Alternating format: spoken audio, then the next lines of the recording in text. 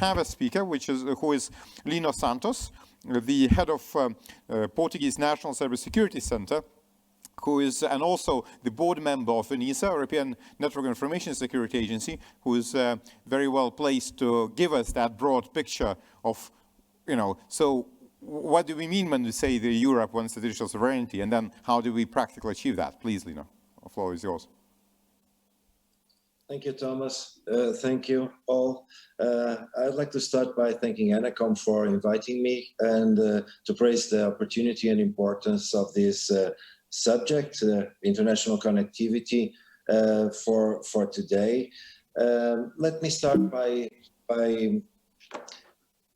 showing two definitions of sovereignty, one from Joseph Nye, based on power, which is the ability to exercise authority and make decisions without pressure and without external interference, and an apparently different one from Abram and Antonia Chais that is based on responsibility and not power, that says that sovereignty is the right and ability to participate in international organizations that allow their members to achieve ends that they would not achieve on their own. So this is two apparently different concepts, and I'll try to project this on digital sovereignty. Digital sovereignty is on the top of the agenda of the European Union. This is an excerpt from the European Council conclusions from last year. It states that to be digital sovereign, the EU must build truly digital single market, reinforce its ability to define its own rules, to make autonomous technological choices, and to develop and deploy strategic digital capacities and infrastructure. So this is where submarine cables can come in, because they are, in fact, infrastructure, and they are strategic for this digital sovereignty. The urgency on this topic of sovereignty goes back to the beginning of last decade, mainly fueled by the Snowden revelations. And if you remember, after the Snowden revelations, a few countries in Europe started to develop or try to test some public policies within sovereignty, which regarded sovereignty. We have a few of those. These are just some examples, but they actually focused on the application of the rule of law while also to cyberspace, while keeping net neutrality. So they were focused mainly on the changes to the topology, changes to the architecture of the internet, the main part or the infrastructural part of cyberspace. And this of course is also related to the exceptionalism of cyberspace. So the idea that the infrastructure or the technology could not be obliged to the law. But then came GDPR. And GDPR is actually, in my opinion, the first sovereignty instrument in Europe, and one of the most important ones. GDPR stated that the technology must comply with the law. So it was based regardless of what the architecture, regardless of what technology that is being used. So GDPR guarantees that the data is subject to the laws and regulations of the geographic location where the data is collected and protected. Well, this is a good, very good instrument, but of course, technology runs faster. And what are the challenges for GDPR and for other regulations when it comes to the application of law to cyberspace?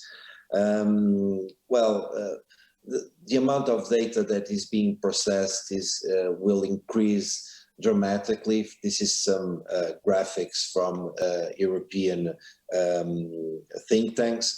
The number of global data volume will grow from 33 to 175 zettabytes, so 5 times more in the coming years. Also, the data processing will change its nature. Right now, we have 80% of centralized computing facilities, but in 2025, we predict that with edge computing and smart connected objects like cable sensors, for instance, the data processing will be more on the edge and not on centralized facilities. So this is a huge challenge for the application of law. Also, the value of this information will almost triple in the coming years. And of course, another challenge is the knowledge, the gray cells that we need to actually protect these infrastructures, protect this data processing, and keep European citizens safe.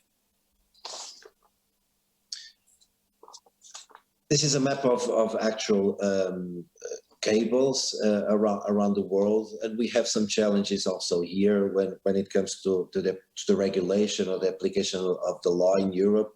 We have well, this investment of states in cable infrastructures.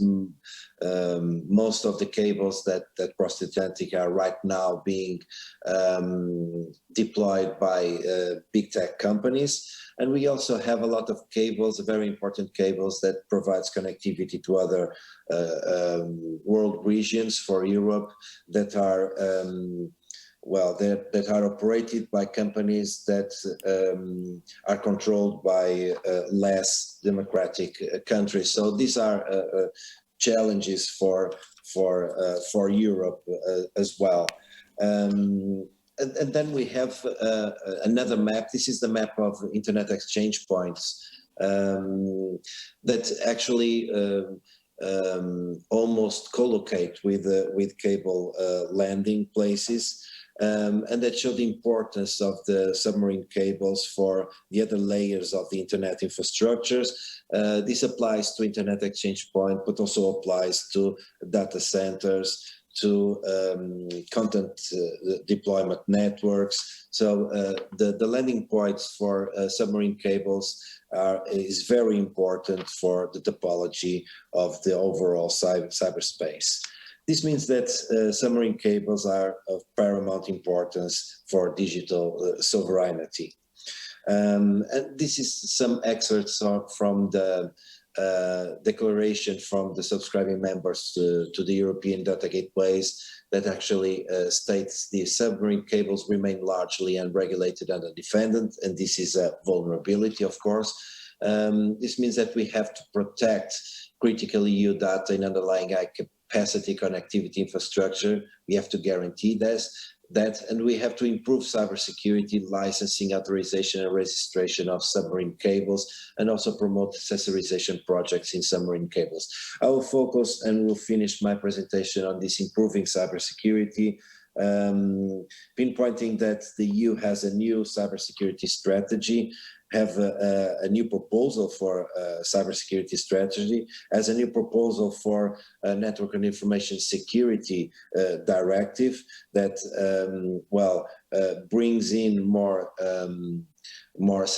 economic sectorial economic sectors into this under this directive, and also and it was mentioned that by my colleagues that submarine cables are critical infrastructures. We have also a new proposal for critical entities directive. So this is the opportunity to actually put some regulation in order for submarine cables and landing stations, and to raise the level of cybersecurity of the cyberspace, of the whole infrastructure for cyberspace. Thank you very much. So thank you very, very much, Lino. So this very comprehensive overview of what do you from the sovereignty perspective, what is being done and how Europe is doing, and also what are the gaps still. But so just still with this more generic question. So, so what is sovereignty for? Is it for us to protect ourselves as Europe and to from everyone outside, and this European fortress idea? Is it to project power outside, or is it to be a, I don't know, member of international community in its own right? So what, maybe, I know this sometimes maybe too abstract, too kind of high level question, but what do we do this for? Why does Europe need digital sovereignty, and what does it mean for, what do you think it will mean for Europe to have this digital sovereignty and achieve it? Well, I think sovereignty is very important to be able to guarantee to European citizens the rule of law and the EU principles for European citizens. So I would say that sovereignty is actually a way to apply the rule of law within a territory. This is very important. But as Tara said before, this is very difficult in a very interconnected world, and we have also to try to find some common solutions to be able to protect these infrastructures and protect the European citizens. So we have to work together with other regions to find a way to actually apply the law. We have, for instance, regarding GDPR, but this also applies to data. The Schrems 2 resolution put in question if we are able actually to apply GDPR in an easy way. So there's a lot of work to do in international law and also in regulation within the European space to be able to do this. Thank you very, very much, Lino. Again, thank you for your contribution.